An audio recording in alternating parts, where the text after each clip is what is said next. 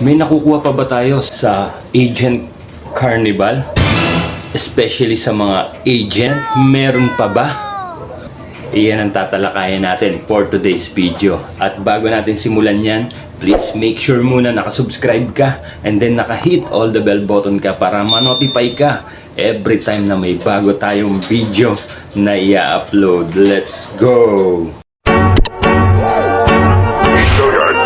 I got so much fucking design on right now.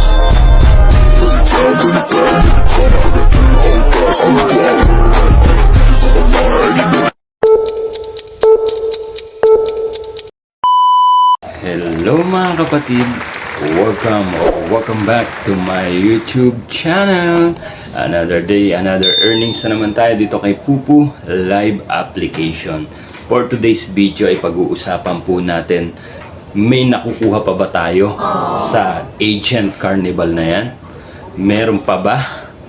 Pag-uusapan po natin kung meron pa bang nakukuha o nare-receive, especially sa mga sub-agent, yung Agent Carnival na yan. Kasi kakabalik lang po ng Agent Carnival na yan. Dati meron na rin yan, yung siguro bago mag Pasko or bago mag New Year, meron na po yan. So ngayon nagbabalik po uli yung Agent Carnival na yan, especially sa mga sub-agent, kung talagang nagtatrabaho po ba inyong mga host. Ang Agent Carnival po ay pa-event ni Pupu Live Application, especially sa mga sub-agent, kung nagtatrabaho po ba talaga ang kanilang mga host or kanilang mga member. So magno-notify po yan sa inyong mga message, especially sa Pupu account nyo, sa income reminders. I-click nyo lang po yung message, income reminders, makikita nyo po yan. At i-click nyo po yung receive, yung go to agent. Ayan, i-click nyo lang po yan kung marireceive nyo yan. And then pag na-enter nyo na po yan, nakapasok na po kayo sa Agent Carnival event na yan, makikita nyo po, ipipick up nyo po yan kung magkano yung bawat isang host. After po ng live streaming ay nakakakuha po yung mga sub-agent ng 500 points. 500 points po. Direct na po kagad dyan sa mga wallet nila, sa mga Pupu wallet nila, Pupu account nila. Yung 500 points po na yon. Pero sa ngayon po, kung mapapansin nyo, wala po tayong nare-receive, especially sa mga sub-agent. Diba? Parang ano lang siya, parang scam. Diba? Ewan ko kung saan siya pumapasok. O, sa coins ba? Chinek naman natin yung coins natin, wala naman din pong pumapasok. At wala naman din pumapasok na income sa mga points natin.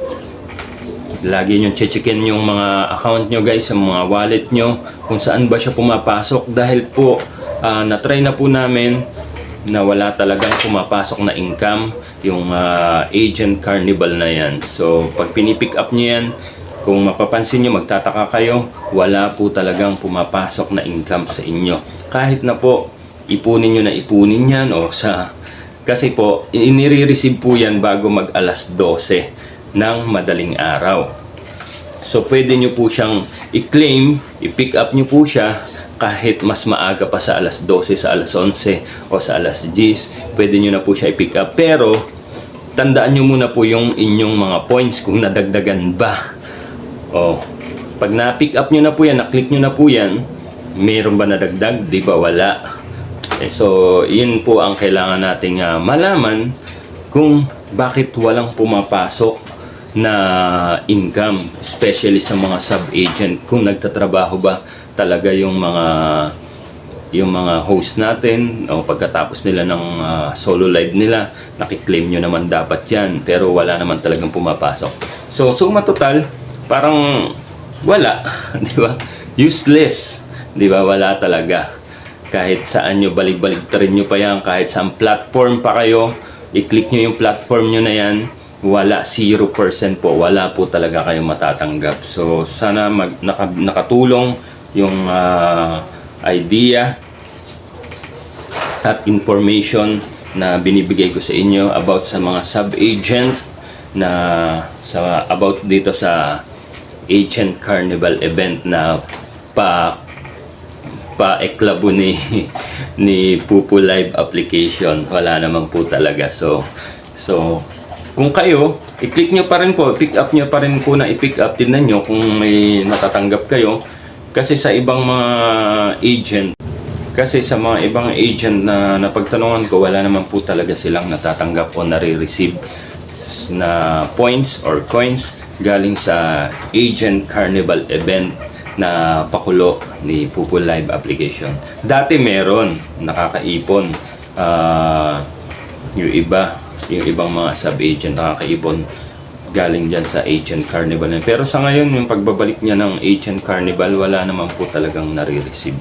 Wala po, zero talaga. Kahit i-check nyo pa, i-double check nyo yung mga points nyo, makita nyo doon yung platform, makita nyo wala po talaga siyang marireceive o wala kayong matatanggap, zero talaga. So, tingnan nyo na lang po sa inyong mga account, pagmasdan nyo mabuti yung bawat details or information na nakapasok dyan sa loob ng platform na yan. I-check nyo po na wala po naman talaga.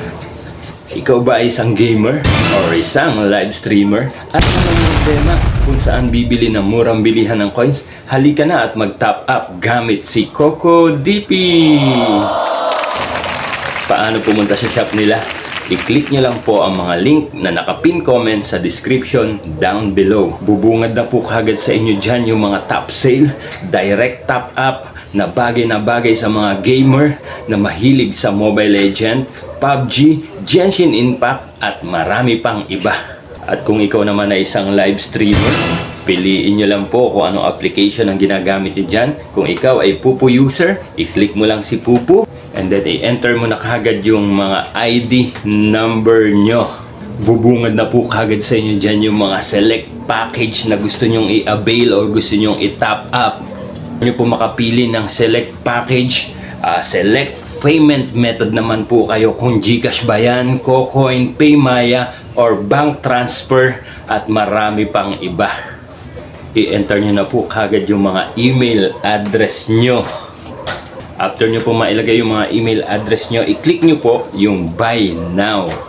Daday ma-direct na po kayo sa mga GCash account nyo or GCash wallet nyo para makapagbayad na kaagad kung magkano bang coins yung itatop up nyo. After nyo po makapagbayad gamit yung mga GCash account nyo, minuto, segundo, ihintayin nyo lang po, i-click nyo na po kagad din yung mga Pupu account kung dumating na yung mga inabail nyo or tinop up nyong coins gamit si CocoDP.